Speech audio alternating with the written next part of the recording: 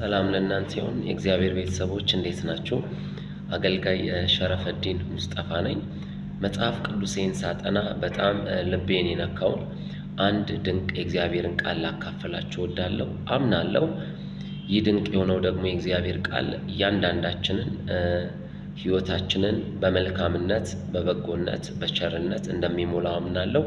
ቃሉን አነበዋለሁ። ቃሉ የሚገኘው ትንቢተ ኢሳይያስ ምዕራፍ 33 ከቁጥር 15 እስከ 16 ነው። በጣም ልብን የሚነካ አስደናቂ የሆነ እግዚአብሔር ቃል ነው። እንዲሁም ደግሞ ተገሳጽን የተሞላ ቃል ነው። ቃሉን አነበዋለሁ። በጽድቅ የሚሄድ ቅን ነገርንም የሚናገር በሽንገላ የሚገኝ ትርፍን የሚነቅ መማለጃንም ከመጨበጥ እጁን የሚያራግፍ ወይንም እጁን የሚሰበስብ ደም ማፍሰስን ከመስማት ጆሮቹን የሚያደናቁር ወይንም የደም ማፍሰስን ክፉ የጦር ወሬዎችን ወይንም አላስፈላጊ ነገሮችን ጆሮው እንዳይሰማ የሚከለክል ሰው ማለቱ ነው። ደም ማፍሰስን ከመስፋት ጆሮቹን የሚያደናቁር ክፋትንም ከማየት ዓይኖቹን የሚጨፍነው ሰው ይህ በረከት ያገኘዋል ይላል። እርሱ ከፍ ባለ ስፍራ ይቀመጣል፣ ጠንካራ አምባ መጠጊያው ይሆናል። እንጀራም ይሰጠዋል፣ ውሃም የታመነች ትሆናለች፣ ውሃውም የታመነች ትሆናለች ይላል። እንዴት ደስ የሚል ቃል ነው! በኢየሱስ ክርስቶስ ስም ሕይወታችን ዘመናችን በሙሉ በጽድቅ ሕይወት ይጠናቀቅ። ቁጥር 16 ላንብብላችሁ። ይሄ በጽድቅ የሚሄድ ሰው ምን እንደሚያገኘው በጣም አብራርቶ ይናገራል። እንዲህ ይላል፣ እርሱ ከፍ ባለ ስፍራ ይቀመጣል።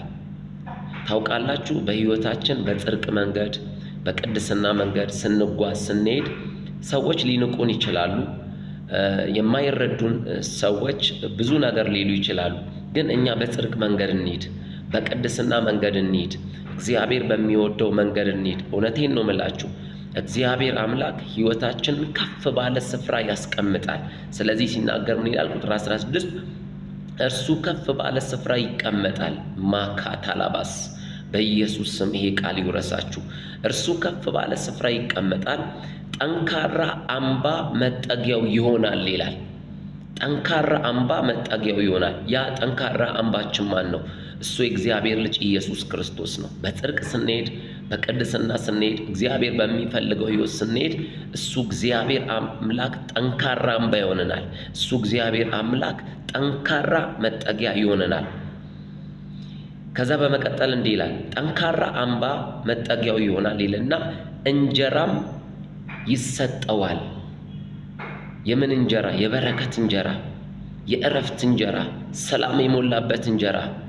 ዋው! በኢየሱስ ስም ይሆንላችሁ። እንጀራም ይሰጠዋል ይልና ውሃውም የታመነች ትሆናለች ይላል። ውሃውም የታመነች ትሆናለች ይላል። እንዴት አስደናቂ ቃል ነው! ውሃውም የታመነች ትሆናለች ይላል። ስለዚህ በጽድቅ ስንሄድ፣ በቅድስና ስንሄድ እግዚአብሔር አምላክ ሕይወታችንን ለክብር ያበቀዋል። ተባረኩ። መልካም ቀን